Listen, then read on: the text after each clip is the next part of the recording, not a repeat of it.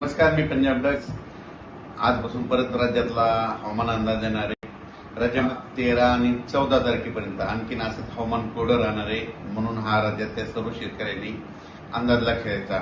पण राज्यामध्ये 15 तारखेच्या नंतर म्हणजे 15 जुलैपासून 15 जुलै 16 जुलैच्या दरम्यान मुंबईला पाऊस सुरू होणार आहे, नाशिकला पाऊस सुरू होणार आहे, पुण्याकडे पाऊस सुरू होणार आहे, कोकणात देखील पाऊस सुरू होणार आहे. म्हणून हा अंदाज मुंबई, पुणे, नाशिक त्या जनतेनं शेतकऱ्यांनी घ्यायचा. म्हणजे 15 तारखेला बऱ्याच भागामध्ये पाऊस सुरू होईल म्हणून हे लक्षात घ्यायचं. त्याच्यानंतर 15-16च्या दरम्यान राज्यामध्ये वेगवेगळ्या भागात म्हणजे पूर्व विदर्भ, पश्चिम विदर्भ, दक्षिण महाराष्ट्र, उत्तर महाराष्ट्र, कोकणपट्टी, खानदेश, मराठवाडा सगळीकडे म्हणजे 15 तारखेपासून दररोज वेगवेगळ्या भागात विखुरलेल्या स्वरूपाचा पाऊस सुरू होणार आहे. म्हणून ही अंदाज सर्व शेतकऱ्यांना लक्षात घ्यायचा. त्याच्यानंतर 15, 16, 17 पर्यंत हे पाऊस चालत. पुन्हा त्याच्यानंतर हे पाऊस काय होणार आहे, 20 तारखेच्या नंतर परत आणखीन वाढणार आहे. मग 20 जुलैपासून परत मुंबईला जोरदार पाऊस सुरू होईल. 20, 21, 22, 23ला पुण्याकडे देखील जोरदार पाऊस सुरू होईल, नाशिककडे पाऊस सुरू होईल.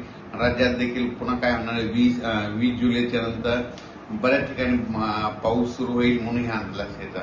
पण विदर्भात, पूर्व विदर्भ आणि पश्चिम विदर्भ, तर त्या शेतकऱ्यांनी खास करून हे अंदाज लक्षात घ्यायचा.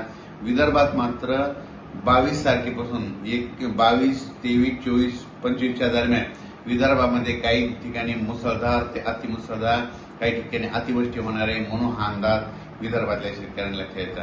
मग सांगायचं झालं तर नागपूर जिल्हा, भंडारा जिल्हा, गोंदिया जिल्हा, चंद्रपूर, यवतमाळ, गडचिरोली, त्याच्यानंतर इकडं यवतमाळ, त्याच्यानंतर अमरावती ह्या परिसरामध्ये काय होणार आहे, 22, 23, 24, 25 दरम्यान काही काही ठिकाणी मुसळधार, कुठं अतिमुसळधार, वर्धा जिल्ह्यात देखील मुसळधार पाऊस पडेल म्हणून वर्ध्याकरांनी अंदाज लक्षात घ्यायचा. भंडारा जिल्हा, नागपूर जिल्ह्यात देखील मुसळधार, अतिमुसळधार पाऊस पडणार आहे म्हणून हा अंदाज लक्षात घ्यायचा.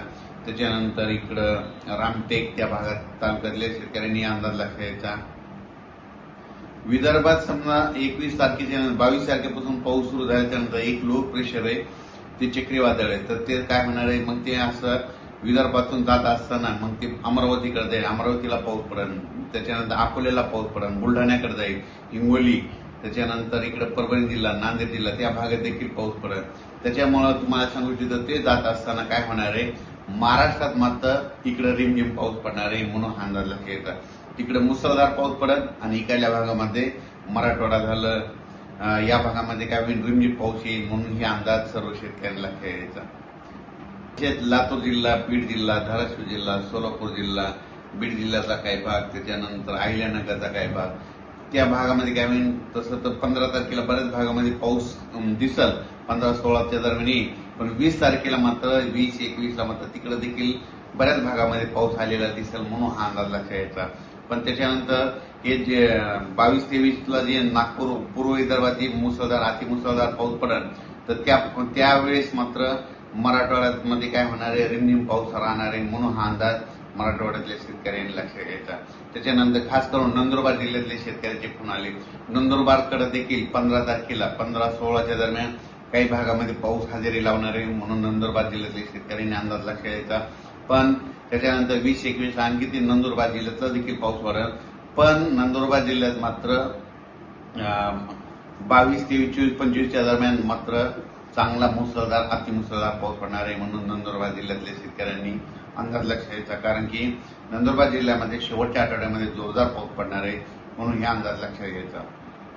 आणखीन त्याच्यामध्ये काय झालं की ज्या जिल्ह्यात अद्यापही पाऊस झालेला नाही त्याच्यामध्ये आणखीन 27 जुलै ते 5 ऑगस्टच्या दरम्यान पुन्हा एक प्रणाली तयार होईल आणि ते पाऊस आल्याच्यानंतर त्या भागात देखील पाऊस पडणार आहे म्हणून अंदाज लक्षात घ्यायचा. पण राज्यामध्ये मात्र 15 तारखेला म्हणजे 15 जुलै 16 जुलैच्या दरम्यान राज्यात बऱ्याच भागामध्ये पाऊस येणार आहे म्हणून हा अंदाज लक्षात घ्यायचा.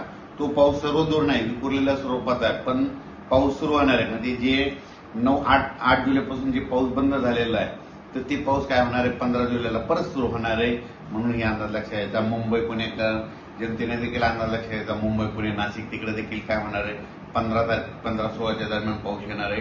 पण 20 तारखेच्या नंतर तिकडे देखील जोराचा पाऊस पडणार आहे म्हणून हा अंदाज लक्षात घ्यायचा. अचानक वातावरण बदल झाला तर लगेच एक उद्यमी